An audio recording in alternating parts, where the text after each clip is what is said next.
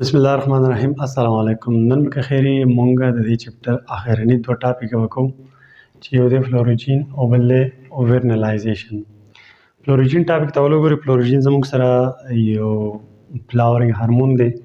فلاورینګ هارمون مقصد دا دی لکه فرض کړو دا زموږ یو بوټی دی او په دې بوټي کې دا د پاڼه په دې بوټي کې دلته کې راخیږي ګلونه. دا ګلونه د دې فلوروجین هارمون د وجې نه په دې بوټي کې راخیږي. نو اوس ګورو دا فلوروجین هارمون په دې بوټي کې په کوم ځای کې جوړیږي. فلوري مینس فلاور او د جینیمت ټو پروډوس، مطلب دا فلوروجین داسې هارمون دی چې دا به په یو بوټي کې ګل راخیږي. نو دا داسې چلي لکه فرض که دا بوټی دی، په دې بوټي کې زموږ سره دا لیف دی، پاڼه ده. نو په دې پاڼه کې دا فلوروجین هارمون جوړیږي. لکه فرض که دا سور ډاټ ډاټ باندې ما دا څوک شو کړو، دا فلوروجین هارمون دا زموږ سره پیدا کېږي په دې پاڼه کې. نو چې کله دا په دې کې پیدا کېږي نو دا دې ځینې بیا ډیفیوز کېږي، د دې ځای نه ځي چېرته ځي لکه دلته په دې بوټي کې دلته کې دا بډ دی، بډ پېژنئ غوټۍ شان. نو دې غوټۍ نه مطلب اوس ګل جوړېږي.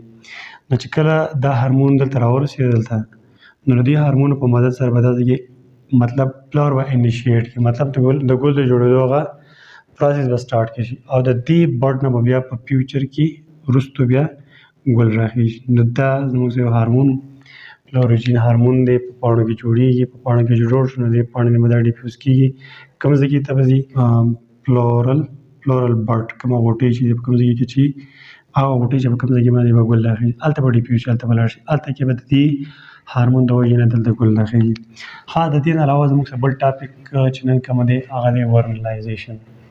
ورنلایزیشن زموږ سره لاتینۍ ژبې ټکی دی لیټن ورډ دی او د ورنلایزیشن معنا ده سپرینګ، او سپرینګ څه ته وایي؟ موسم بهار. د دې مقصد څه دی؟ اول دې ډیفینیشن ته وګورئ. د کنورژن کنورټ کېدو ته بدلېدو ته winter variety to spring variety by low temperature treatment. دې خبرې مقصد دا دی لکه فرض کا دا ستاسو یو زړی دی یا یو بوټی دی که هر څه دی، مطلب دوی به په هغه کې په وینټر کې راخیږي، په موسم په یخې په هغه به راخیږي. نو دا ته په ورنلایزیشن باندې مطلب سپرینګ ویرایټي ته اړیلی شي. مطلب په سپرینګ کې هم ته دا زړی یا دا بوټی راخیږي. څنګه؟ په هغې زه ستاسو په یو کوم لکه سپوز دا زموږ یو بوټی دی او په دې بوټي کې هم دا پاڼه ده زموږ سره. نو په دې بوټي کې یو هارمون جوړېږي، هارمون ټیک ده. هغه هارمون ته دیو ورنلین وایي، ورنلین. او دې ورنلین هارمون ته بیا دې وروستو وایي دا اصل کې جبرلین هارمون دی، جبرلین هارمون. دا جبرلین هارمون زموږ سره په دې بوټي کې خو دا هارمون چې کله اکټیویټ کېږي یا دا د کار کولو قابل کېږي نو په ژوند کې به دې بوټي ته کم از کم لو ټمپریچر پکاري. څه شي به پکاري؟ لو ټمپریچر، یخني. نو ګورئ زمینداران دي، زمینداران کله بوټي یا داسې څه وکري نو هغه دا سوال کوي چې الله پاک په دې بوټو باندې یخني راولي. نو دې یخنۍ د وجې نه به په دې بوټي کې دا ورنلین هارمون یا جبرلین هارمون اکټیویټ شي. چې اکټیویټ شي نو مطلب دا به په بوټي کې بیا څه راخیږي؟ ګلونه به پکې راخیږي. او هغه ګل چې راوخیږي په هغه ګل نه به بیا دې کې فروټ یا سبزیانې به جوړېږي د دې ورنلین هارمون د وجې نه. او د دې ورنلین هارمون د اکټیویټ کېدو لپاره به څه پکاري؟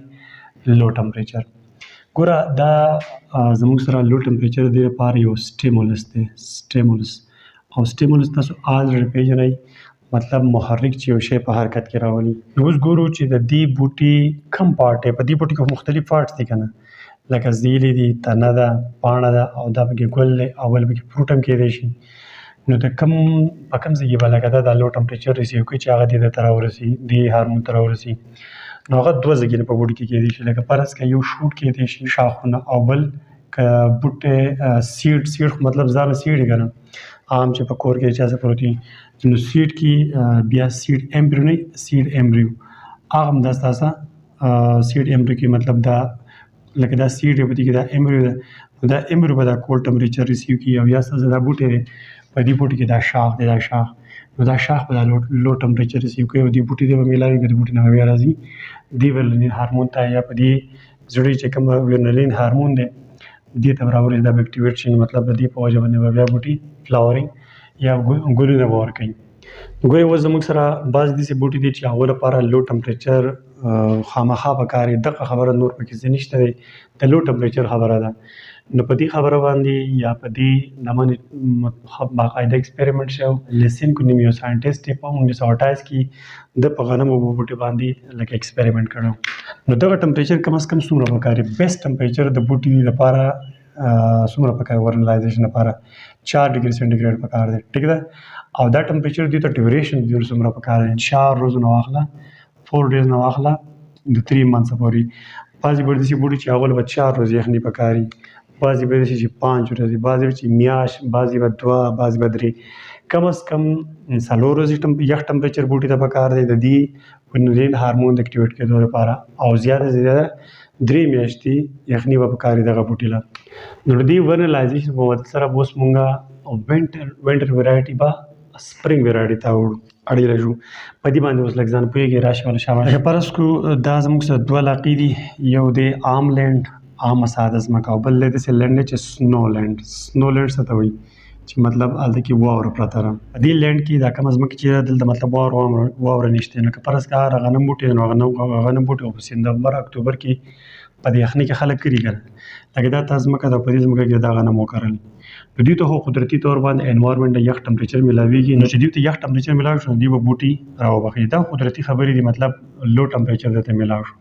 او لو ټمپریچر څه د سپتمبر اکتوبر خو یخ موسم یې که نه، 4 ډیګري سنټیګریډ مطلب هلته کې دوی ته ملاویدی شي. خو اوس دلته کې داسې علاقې دي زموږ سره چې هلته کې 8 میاشتې یا 10 میاشتو پورې په دې ځمکه باندې واوره پرته وي. دلته کې خو دا ځمکه ستا نه پالتو ده، ټیک ده. دا سره چې په پاسه ما جوړ دی مطلب دا واوره ده، مطلب دا غنم بوټی دی، دا د غنم دانې دي. اوس خو به دې دا واوره پاسې که نه، چې دا واوره دې پاسولې قدرتي طور دا واوره پاسې دي. دا غنم که فرض کړه اوس دلته کري نو دوی ته خو هغه لو ټمپریچر دغه جمې والا نه میلاویږي که نه.